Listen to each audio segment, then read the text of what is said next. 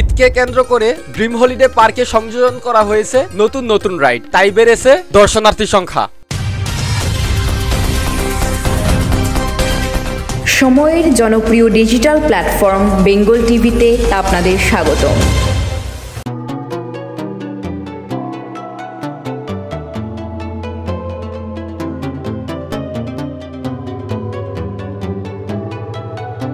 বেঙ্গল টিভির পক্ষ থেকে আপনাদের সবাইকে জানাই ঈদ উল ফিতরের শুভেচ্ছা ও অভিনন্দন। ঈদ মুবারক। আজকে আমরা এসে উপস্থিত হয়েছি নরসিংদী জেলার সবচেয়ে জনপ্রিয় বিনোদন স্পট, সেটা হচ্ছে ড্রিম হলিডে পার্কের ওয়াটার পার্কে। এখানে আমরা এসে যা দেখতে পেয়েছি যে বিভিন্ন বয়সের নারী পুরুষ এবং শিশু বৃদ্ধ সবাই এখানে এসেছে ঈদের বিনোদন নেওয়ার জন্য। ঈদকে সামনে রেখে ড্রিম হলিডে পার্কের ওয়াটার পার্ক সহ বিভিন্ন স্পটে নতুন নতুন রাইড সংযোজন করা হয়েছে, যে রাইডগুলি একের পর এক দর্শনার্থীরা উপভোগ করছে। ঈদের এই ছুটিকে কেন্দ্র করে বাংলাদেশের বিভিন্ন জেলা থেকে ভ্রমণ পিপাসু এবং আনন্দপ্রেমী সাধারণ দর্শনার্থীরা ভিড় জমিয়েছে নরসিংদী ড্রিম হলিডে পার্কে। ঢাকার থেকে আসছি, ফুল ফ্যামিলি নিয়ে সাথে ঘুরতে আসছি, যেতে এটা ড্রিম হল ভালো লাগে, সবাইকে একসাথে আমরা ঘুরতে আসছি, এখানে আনন্দ করতে আসছি। ঈদের পরের দিন জিনিসটা ভালো, সবাই ঘুরে ফ্যামিলি নিয়ে আমরাও ঘুরতে আসছি। হ্যাঁ, ভালো লাগছে। আরো একবার আমি আসছি, এটা নিয়ে আমার 2বার হয়েছে, ফ্যামিলি নিয়ে আসছি, ভালো লাগছে, তার জন্য আমরা আসছি, অনেক দূর থেকে আসছি ঘুরতে। দেশি দর্শনার্থীদের পাশাপাশি বিদেশি দর্শনার্থীরাও এসেছিল ড্রিম হলিডে পার্কে। আমরা কথা বলেছি তাদের সাথে। আবহাওয়া ভালো, মজা হয়েছে, ভালো, সুন্দর, নিরাপদ, ভালো। পার্কে ঘুরে আমরা অনেক মজা পাইছি এবং সুন্দর নিরাপত্তা, অনেক কিছুর জন্য ভালো, সবকিছু ভালো পাইছে।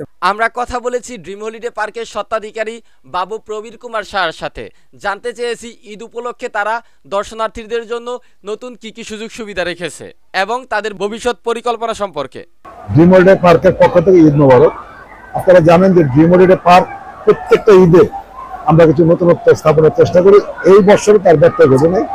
আমরা এবার 2টা আকর্ষণীয়, আন্তর্জাতিক মানসম্পন্ন 2টা আকর্ষণীয় রাইড আমরা এবার স্থাপন করেছি এবং সকল বয়সের কথা বিবেচনা করে রাইডগুলো স্থাপন করা হয়েছে।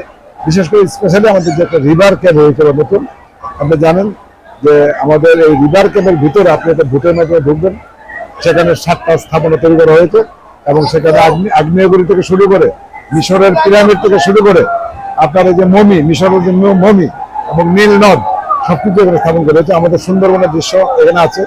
আমাদের উপজাতিরা যে বসবাস করে, বিশেষ করে পার্বত্য অঞ্চলে যারা বসবাস করে, তাদের জীবনযাপনের মান সেগুলো এখানে স্থাপন করা হয়েছে।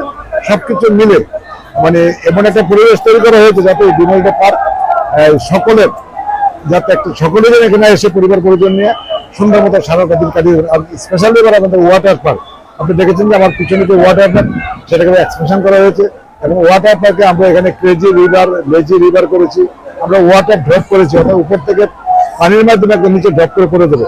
তো সেগুলো দেখে অনেকেই খুব আনন্দিত হচ্ছে, সেটা থেকে আমিও খুব উৎসাহিত। আমি চাই ড্রিম হলিডে পার্ক শুধু এখন না, আগামী দিনে আমরা এমন কিছু রাইড স্থাপন করবো যাতে আমাদের দেশের লোক অর্থ ব্যয় করে বিদেশ যেতে না হয়। আমরা আগে ভারত যেতাম, সিঙ্গাপুর যেতাম, মালয়েশিয়া যেতাম।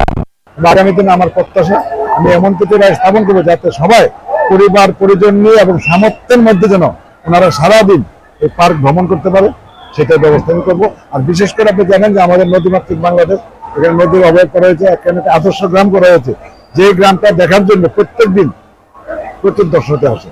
সেই আদর্শ গ্রামে আমাদের পুরোনো দিনে আমাদের দাদা দাদি নানা নানিরা কিভাবে বসবাস করতো সেগুলো কিন্তু তুলে ধরা হয়েছে।